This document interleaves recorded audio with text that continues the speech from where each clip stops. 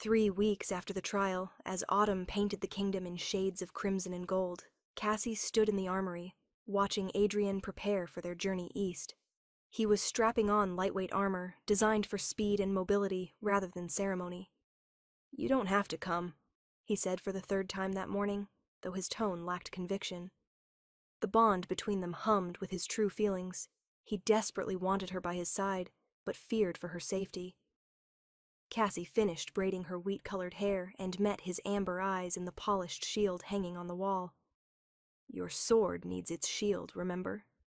Her voice, still a marvel after years of silence, carried quiet determination. "Besides, I have a theory about these rogues." Marcus entered, fully armed and accompanied by a contingent of their best warriors.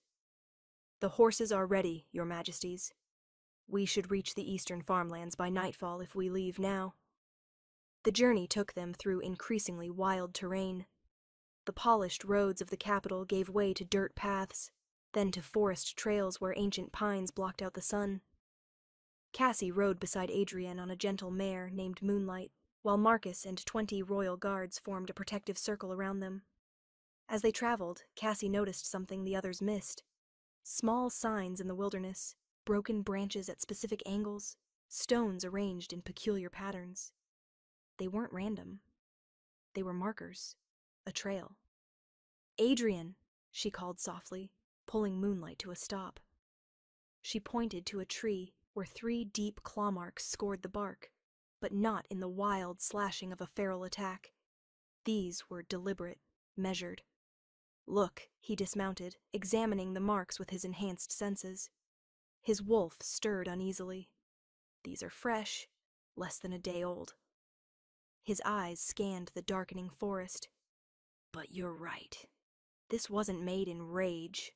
Someone is leaving us a path." "Or a warning," Marcus added grimly, hand on his sword. They reached the village of Millbrook as the sun bled red across the horizon.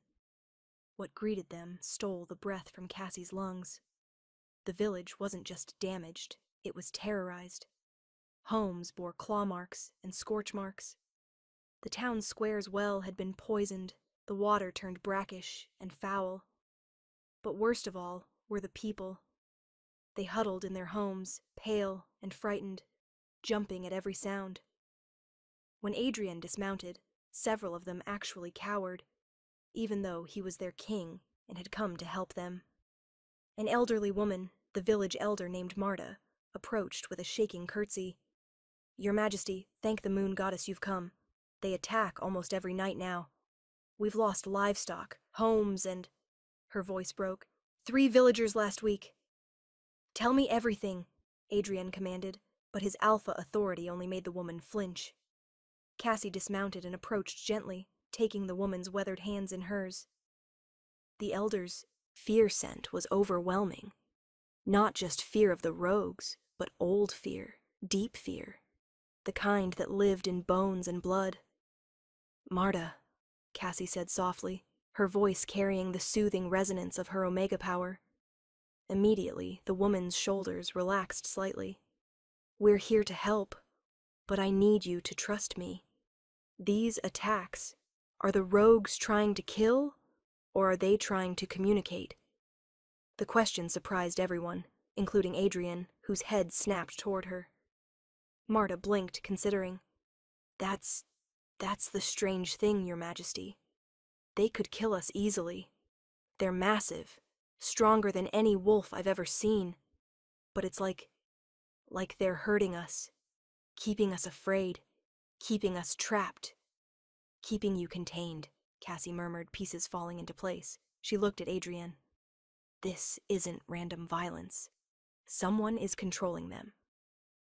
Chapter 2. The First Encounter. That night, Cassie insisted on taking the first watch despite every protective instinct in Adrian's body screaming against it. They'd set up camp in the village square, where their presence might deter an attack. "If they're being controlled," she explained, sitting beside him near the fire, "then they're prisoners too. Victims, not villains. I need to see them myself." "Cassie," Adrian's voice was strained, his hand covering hers. "These victims have killed 3 people." I know. Her pale blue eyes reflected firelight. But you taught me that a king, or queen, must see beyond the surface. You saw past a silent kitchen servant. Let me see past the monster. He couldn't argue with his own lesson, so when the attack came 2 hours past midnight, as the moon hung fat and silver in the sky, Adrian held his position while Cassie stepped forward. The rogues emerged from the forest like living shadows. 5 of them, massive and malformed, their wolves twisted into something between beast and nightmare. Their eyes glowed an unnatural red, and foam flecked their muzzles. They moved with jerky, puppet-like motions, as if their bodies didn't quite belong to them. The royal guards formed a defensive line, weapons drawn. Adrian's wolf surged forward, ready to shift and tear these creatures apart for threatening his mate. But Cassie walked past the guards. "Cassie, no!" Adrian lunged for her, but Marcus grabbed his arm. "Trust her," Marcus said, though his own face was white with fear. "Trust your queen." Cassie approached the nearest rogue, a massive gray wolf that towered over her. It snarled, snapping its jaws, but something in its red glowing eyes wasn't quite right. Beneath the aggression, she saw something else. Pain, confusion, desperation. She began to hum. It wasn't a song with words, but a resonance, a vibration that came from the ancient power in her blood. The hymn of unity, the power that had soothed the entire pack in the throne room, now focused on 5 tortured souls. The effect was immediate and startling. The lead, Rogue's snarling, faltered, its jerky movements smoothed. For just a moment its eyes flickered from red to natural amber, and in that moment Cassie saw the wolf beneath the curse. A warrior, proud and strong, trapped in his own body. Then the red flared back, brighter and angrier. The rogue howled, a sound of such anguish it made several guards cover their ears. It wasn't attacking. It was warning her. "Get back! Run! I can't control it much longer. Someone is doing this to you," Cassie breathed, understanding clicking into place. "Someone is forcing you to attack." The rogue's body convulsed, fighting against invisible chains. Then, as if yanked by a leash, all 5 rogues turned and fled back into the forest, their movements once again jerky and wrong. Adrian was at Cassie's side instantly, pulling her back, checking her for injuries. "Are you insane? They could have killed you." "No," she said firmly, still staring at the tree line where they'd disappeared. "They couldn't. Someone won't let them. Someone needs them alive to terrorize this village." She turned to Marcus. "Send scouts. I want to know where they're going when they're not attacking." "There's something else," Marta said, emerging from her hiding place. "There's an old compound, about 5 miles north. It used to be a military outpost, abandoned 20 years ago after the last border war. Some travelers say they've seen lights there at night." Cassie and Adrian exchanged looks. "We investigate at first light," he decided. Chapter 3. The Compound. The abandoned compound was a sprawling collection of stone buildings, overgrown with vines and surrounded by a crumbling wall. But as they approached, it became clear it wasn't as abandoned as it appeared. The scent of wolf was everywhere, but underneath it something else. A chemical smell, sharp and wrong. Magic, but twisted, corrupted. Adrian held up a hand, signaling the guards to fan out. He and Cassie, with Marcus, approached the main building carefully. The door hung open, creaking in the wind. Inside they found a laboratory of horrors. Cages lined the walls, some empty, some containing wolves in various states of transformation. These weren't rogues. They were normal wolves, kidnapped from their packs, subjected to experiments. Vials of glowing red liquid sat on tables next to ancient texts and alchemical equipment. "Moon goddess," Marcus breathed, his face twisted in disgust. Cassie approached one of the caged wolves, a young female who cowered in the corner. Her eyes were starting to show that telltale red glow. They're trying to create an army, Cassie whispered. Not of rogues, but of controlled soldiers. Wolves with no will of their own. But why attack the villages? Adrian demanded, examining the texts. His expression darkened as he read. These are old council records. Plans for expansion. Forced annexation of the eastern territories. A slow clap echoed through the chamber. They spun to find a figure emerging from the shadows. A man in dark robes, his face hidden by a hood. But his voice was chillingly familiar. Very perceptive, Your Majesty, the man said, pulling back his hood to reveal features that made Cassie's blood run cold. It was Lord Harrington's younger brother, Edmund Harrington, a man supposedly killed in a hunting accident 5 years ago. You're dead, Marcus said flatly. Officially, yes. Conveniently, yes. Edmund smiled, and it was a cruel expression. My brother was always the political face of our family's ambition. I was the strategist, the one willing to get his hands dirty. When his plot failed, I activated our contingency plan. You're creating monsters to terrorize your own people, Adrian snarled, his wolf pushing forward. Why? Because a kingdom in chaos needs a strong hand to control it. My brother tried to install Victoria as your mate, to control you through her. That failed. So now I'll create a crisis so severe that the Council will have no choice but to grant me emergency powers. And your little Omega Queen, his eyes fixed on Cassie with hatred, will be revealed as too weak to protect them. They'll beg for a return to pure alpha rule. He raised his hand, where a red crystal pulsed with malevolent light. These rogues answer to me alone. They'll attack, and attack, and attack, until the Eastern Territories are so devastated they'll accept any ruler who can stop the violence. And that will be me. You'll die first, Adrian growled, beginning to shift. I think not. Edmund raised the crystal higher. The 5 rogues from the previous night emerged from the shadows, flanking him, along with a dozen more. Their eyes glowed red, fixed on Adrian and Cassie with predatory focus. Kill the king, capture the queen. She'll be useful leverage. The rogues attacked. Chapter 4. The Battle. What followed was chaos. Adrian shifted mid-leap, his massive silver wolf form exploding into being. He was magnificent, a creature of legend, all rippling muscle and gleaming fur. He tore into the first rogue with savage efficiency. Marcus and the guards fought desperately, but they were outnumbered.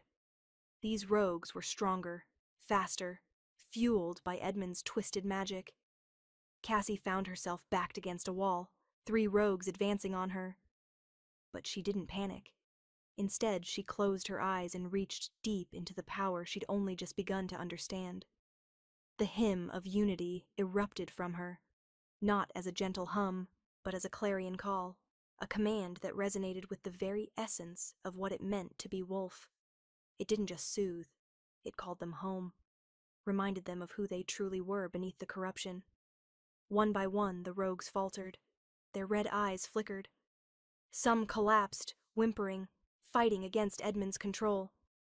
Others turned, snarling not at Cassie, but at Edmund himself. No, Edmund screamed, the crystal in his hand flaring brighter. Obey me, I command you. But Cassie's voice was stronger.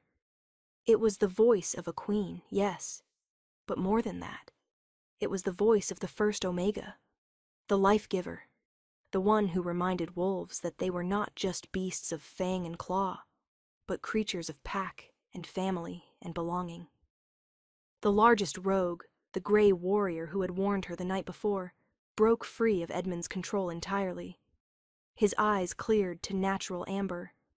He turned toward Edmund with a look of pure, justified rage. Edmund's confidence crumbled into terror. Stay back, I command you. The freed wolf didn't listen. He lunged.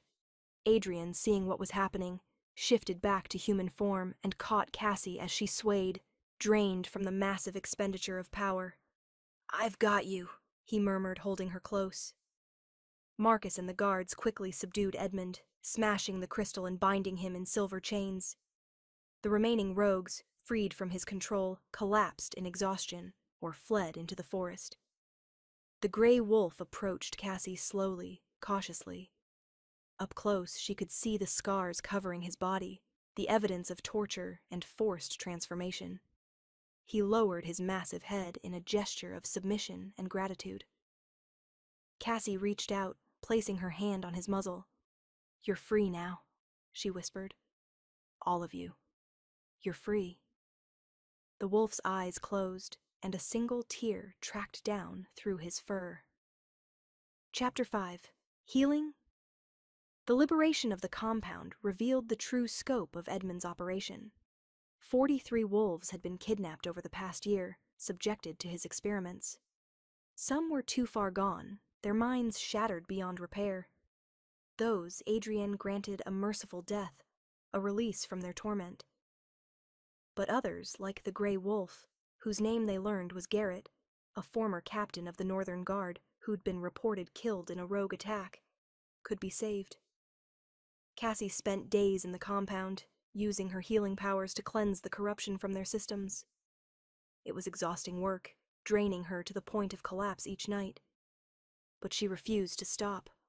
"You're going to burn yourself out," Adrian warned one evening, finding her slumped against a cage, pale and trembling. "They were turned into weapons against their will," she said softly. "Someone has to give them back their voices, their choices. Isn't that what you gave me?" He couldn't argue with that. Garrett recovered enough to speak, and his testimony was damning. Edmund had been working on this for years, building a network of sympathizers who believed Omega powers were an abomination, that only pure alpha strength should rule. The Eastern attacks were just the beginning. He'd planned to expand, to create an army of controlled rogues that would let him conquer not just Crimson Vale, but neighboring kingdoms. "There are others," Garrett rasped, his voice still rough from months without speaking. "Other compounds, other prisoners." He had partners, supporters in high places. Cassie and Adrian exchanged grim looks. This wasn't over. Edmund's trial was swift and brutal. Chained before the throne, he showed no remorse, only bitter rage that a worthless Omega had destroyed his plans. "You want to know the truth?" he spat at Cassie. "My brother was a fool, but he was right about one thing. This kingdom needs alpha strength, not Omega weakness. You're an anomaly, an aberration. That power of yours, it makes wolves soft, makes them forget their place in the natural order. Alphas conquer, Omegas submit. That's how it's always been." Cassie stood, walking down from the dais to face him directly. "No," she said simply. "Alphas protect, Omegas heal, and together we create something stronger than either could alone. You're not afraid of weakness, Edmund. You're afraid of balance, because in a balanced kingdom, men like you have no place." She turned to Adrian. "He wanted to create an army? Let's give him a taste of his own creation. Let him live the rest of his life in the body of those he tortured." It was a sentence, both merciful and terrible.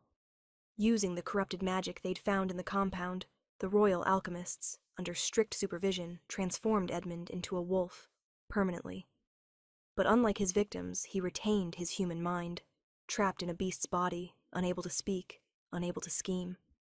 He would spend his days in a sanctuary Cassie established, cared for but contained, a living reminder of the cost of cruelty. Chapter 6. New Alliances. With Edmund defeated and his network being systematically dismantled, Cassie turned her attention to the freed rogues. Many had nowhere to return to. Their original packs thought them dead, or were too scattered to find. "They need a place," she said to Adrian one evening as they stood in the rebuilt Millbrook Square. The village was recovering, fear giving way to hope. "A purpose?" "What are you thinking?" he asked, though he already suspected. "A new pack. Not traditional, not bound by bloodlines or territory, but by choice. Those who've been broken and want to help others who are breaking. A pack of healers, protectors, those who understand what it means to lose everything and fight to get it back. Adrian smiled. The Queen's Guard. The Moon's Refuge, she corrected. A place for the lost. I want Garrett to lead it. Garrett, when offered the position, wept. He'd been a captain once, proud and strong. Edmund had reduced him to a mindless weapon. Now, a queen who barely knew him was offering him not just redemption, but purpose. I won't let you down, he vowed, kneeling before her. I know, Cassie said, helping him to his feet. Because you've already proven that even in your darkest moment, you held on to who you were. That's not weakness, Garrett. That's the strongest thing I've ever seen. The Moon's Refuge was established in a rebuilt compound, transformed from a place of torture into a sanctuary. It would serve multiple purposes. A healing center for traumatized wolves, a training ground for those learning to control difficult transformations, and a base for a new kind of guardian. Wolves who specialized in finding and freeing others trapped like they'd been. The Eastern Territories stabilized. Villages that had lived in terror for months began to thrive again. And everywhere Cassie went, she was greeted not with the fear and resentment she'd faced at court, but with genuine love and gratitude. Chapter 7. The Return. Their return to the capital was triumphant. Word of Cassie's actions had spread. The Omega Queen who'd freed enslaved wolves, who'd used compassion as a weapon more powerful than any sword. But not everyone was pleased. A faction of traditional alphas, led by a duchess named Ravenna, had been growing bold in their absence. She awaited them in the throne room, surrounded by supporters, her expression calculated and cold. Your Majesties, Ravenna said with a curtsy that somehow managed to convey insult. How wonderful that you've returned. We've been discussing the Eastern situation in your absence. Have you? Adrian's voice was dangerously soft. Indeed, and while we're grateful the immediate crisis is resolved, many of us are concerned about the precedent being set. A sanctuary for rogues? Training them? Some might call it building a private army. Cassie felt Adrian's anger through their bond, but she placed a calming hand on his arm. Duchess Ravenna, she said pleasantly, I understand your concern. It's natural to fear what we don't understand. But the wolves at Moon's Refuge aren't rogues. They're victims we've freed. And they're not my private army. They've pledged themselves to the crown, to both of us. Still, Ravenna pressed, an Omega Queen with her own force of loyal wolves, powerful enough to break Edmund Harrington's control? Some might see that as a threat to the natural order. The natural order? Cassie's voice remained gentle, but steel crept into it. Tell me, Duchess, what is natural about kidnapping and enslaving our people? What is natural about using torture to create weapons? Because that was the natural order Edmund Harrington wanted to preserve. A world where strength was measured only in dominance and fear. She stood, walking down from the throne to face Ravenna directly, just as she had with Edmund. I am an Omega, yes. That will never change. But I am also your queen. And my power isn't a threat to alphas who rule with honor and justice. It's only a threat to those who confuse cruelty with strength. The room was silent. Several of Ravenna's supporters had the decency to look uncomfortable. Adrian arose to stand beside Cassie, a united front. If anyone takes issue with how the Queen and I rule this kingdom, they're welcome to bring their concerns to us directly. But if I hear whispers of sedition, of plots against my mate or her work, they will be treated as treason. Are we clear? Ravenna's mask slipped for just a moment, showing fear beneath the calculation. Crystal, Your Majesty. That night, alone in their chambers, Adrian pulled Cassie into his arms. You were magnificent today. I was terrified, she admitted. Ravenna is smart. She's planting seeds of doubt. Let her plant. You're growing a forest. He kissed her forehead. Every wolf you save, every village you heal, every heart you change. That's real power. That's lasting power. Ravenna operates in shadows and whispers. You operate in light. Cassie smiled against his chest. My poetic king. Your devoted king, he corrected, who is constantly amazed by you. She tilted her face up to his. The feeling is mutual. Their kiss was interrupted by a knock at the door. Marcus entered with an apologetic expression. Sorry to disturb, but we've received word. Another compound has been found, this time in the southern marshlands, and this one is still operational. Cassie and Adrian looked at each other. They'd known this wasn't over, but facing it again so soon was daunting. How many prisoners? Cassie asked. Unknown, but the messenger said dozens, maybe more. She straightened, exhaustion falling away. Then we leave at dawn. Cassie, Adrian began. No, she said firmly. This is what I was meant to do. That power you spoke of? The one Harrington wanted destroyed? This is why it exists. Not to control, but to free. Not to dominate, but to heal. She looked at Marcus, at Adrian, at the door beyond which lay a kingdom still healing from centuries of imbalance. Edmund was right about one thing.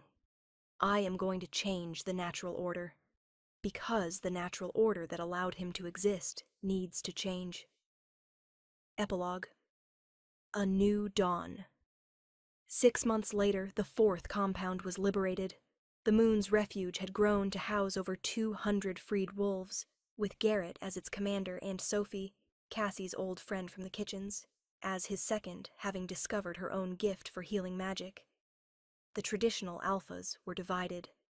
Some, like Ravenna, continued their subtle resistance. But others, seeing the results of Cassie's work, began to support her. The Eastern Territories were the most prosperous they'd been in decades. Wolves who had been enemies for generations were learning to work together. And through it all, Cassie and Adrian stood together. The Silver Wolf King and his silent-turned singing queen, proving that the strongest bonds weren't forged in dominance, but in balance. Cassie stood on the balcony where she'd first been claimed, looking out at the kingdom she'd never imagined she'd help rule. Behind her, Adrian wrapped his arms around her waist, resting his chin on her head. Do you ever miss it? He asked softly. The quiet. The simplicity? She considered the question seriously. Sometimes, she admitted. But then I think about Garrett, about Sophie, about all the wolves who have their voices back because I found mine. And I realize that silence was never peace. It was just fear with nowhere to go. And now? Now I'm loud, she said with a smile, terrifyingly, inconveniently loud. He laughed, the sound rumbling through his chest into her back. Good. The world needs to hear you. In the distance, from the direction of Moon's refuge, a howl rose into the night. Then another, and another. Not the tortured screams of Edmund's victims, but the joyful song of free wolves, calling to the moon that had guided them home. Cassie tilted her head back and added her own voice to the chorus. Not a howl, but a note of pure, resonant peace that wove through the others like silver thread through tapestry. The silent Omega had found her voice, and she was using it to sing the world into something better. The story of Cassie and Adrian continues, a legend still being written. For in the Crimson Veil Kingdom, a new age had dawned, not of alphas or omegas alone, but of balance, of healing, of power tempered by compassion. And at its heart beat 2 souls who proved that the most unexpected love could change the world.